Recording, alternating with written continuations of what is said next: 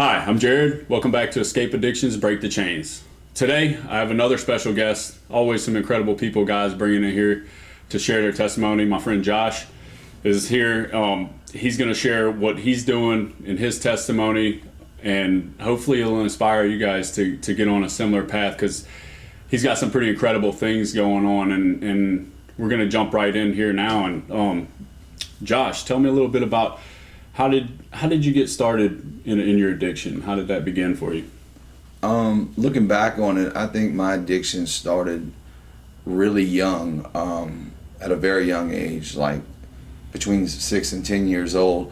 I was addicted to anything that would make me not feel what I was feeling. And I didn't know what that was at that time either. The drug addiction started, the first time I used, I was 11 years old, I smoked pot. Didn't happen again until I was 15. My addiction carried from age 15 into my early 20s with partying pretty much, recreationally, which then became, 4 or 5 nights a week, 6, 7 days a week. Then I developed an opiate addiction. It almost took my life many times. There was a point where I would not get out of bed if I didn't have 50 or 60 Percocets for the day. Yeah. 10 years of that, I decided to escape that by trying methamphetamine. Oh, trade-off. Yeah, the trade-off. It got me off of the opiates, but it also got me right to prison. I come out of prison, immediately right back to the streets, using again. Ended up back in prison again. I've had 2 failed marriages along the way.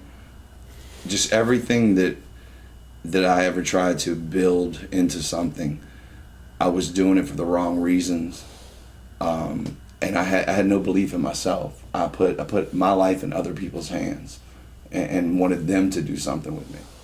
All of this led up to this last 17 months of my life. I went back to using meth again. I was using IV, smoking, snorting, anything you could think of. During that 17 months, I was in the hospital over 40 times, overdosed, 10 psych wards, 5 to 7 day stays. I lost control one day, swallowed a large amount of methamphetamine, a very, very large amount, a big bag of it. In like a psychosis state? I was in a psychosis state already, yeah. And believed that I was being followed by whoever, whatever. And I opened a bag and swallowed 3.5 grams of methamphetamine at one time, and asked the person that was driving me to take me home. So by the time I get to my house, I remember that I had ripped this bag open, and that meant that the drugs were going right into my system. So my friends tried everything they could, was trying to throw up. Finally, after about 20 or 30 more minutes of that, I was able to throw up the bag.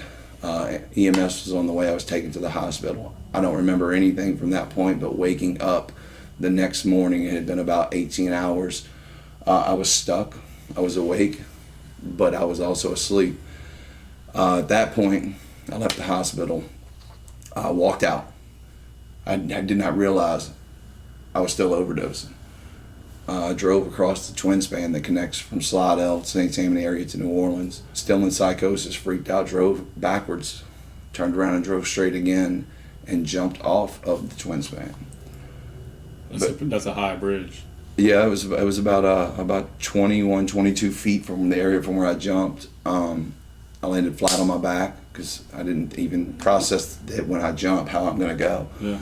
It bruised me from head to toe. I immediately went under. It was freezing cold. It was during November. I came up.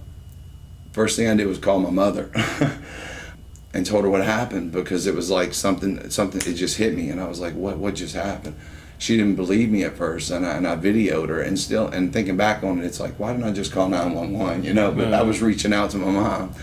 911 was called. A boat came and got me. It took a while from St. Tammany, because I was near the middle of the line that connects across. Yeah. They pulled me in. I was taken to the hospital. I blocked that out immediately upon release from the hospital. I blocked it out. It didn't exist. I did not remember it. It wasn't until I tried to go to rehab for the first time in my life on my own, when I wanted something for myself, when I wanted something different. I walk in, I'm doing intake, and it hits me, and I tell this. And then the man goes, "You were on the news. Like, we know all about you." And they're pulling people in, and they're like, "This is him."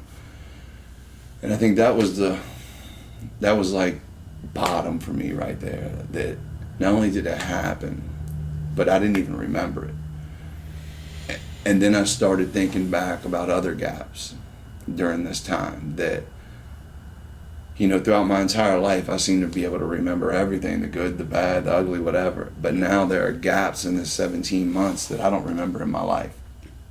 Checked into the rehab, didn't make it. 2 weeks, had an altercation with somebody. Tried 3 or 4 more after that. They were 1-day stays, 2-day stays. I was actually, for most of the 17 months, I was in psychosis. And I was trying to fight to come out of it and realizing what was going on. And a voice started speaking to me because there was just no one there. Like, that inner voice was telling me, "Josh, give it to God, give it to God, give it to God." And I started praying to God. This is like your first time ever attempting to connect? I attempted to connect with God. Actually, I connected with God in prison in 2007, 2008. Okay. Was the first time. I was baptized in 2016. Had 2 years of sobriety time during that time. But I went through a horrible divorce and marriage that just caused a lot of damage. Just tore me to pieces. But I knew that. I was like, wait a minute. I know how to go to God. I remember. I know what to do. Just come as I am. Just go and just talk to God. Because there was nobody there anymore. I mean, when I looked around me, it was just me in a room most days with a needle in my arm. And nobody to talk to. My family was dismissing me now. They were giving up on me. Everybody had washed their hands of me. So I just started talking to God as if you were sitting next to me right here. And then along the way, he just started showing me things that I think that were troubling me throughout my life. It was like he took me back to the beginning. And I started processing things and going along the way. And he was showing me, this is what's going on, Joshua. This is the things that you've been running from your whole life that but you've been suppressing with drugs. And we're going to talk about it, just me and you. And then from there, I still was I was still fighting that battle of like, I felt like I wanted to live now, but at the same time, I was giving up on myself. So I took it a little further and started thinking about the closest people to me that I've lost, the closest people that are still alive. And I just poured my heart out to God. And it was just like right then something clicked. And I had this vision that I could make it out of here because I had talked to God and told him everything that I need to be able to live out what I want to do, what my heart truly desires. And in a blink of an eye, God changed everything for me. Overnight, I woke up, boom, and everything that I had asked for was given to me. And it was a lot to handle at that point. It was the biggest emotions that I had ever felt in my entire life, yet somehow I was able to control them as opposed to everything else. And at that point, I hit the ball running instantly. I met a woman that has been sober for 10 years. She's known in this community as well. She's worked with Celebrate Recovery with Recovery with a Twist. When I met her, I knew instantly that this is the person that God put in my life that I was asking for. Someone who would see me for who I am, would hear me out, would not judge, would just listen because nobody's ever listened. And have an understanding of who I am and hopefully share that same vision. And this person was everything and more. Her testimony, mine just go hand in hand. We've been running parallel lives.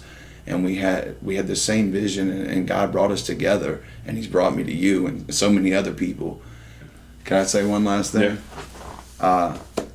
Just want to say to my son, I haven't seen you in 4 years, but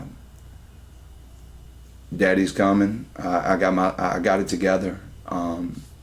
Never was a moment I didn't think about you, but just know that I'm on the right path, and I'll see you soon. I love you. Thanks for joining us again for another episode of Break the Chains. I'm going to try reverse psychology this time. Go ahead and don't hit that like and subscribe button. Thanks. Can't wait to see you again.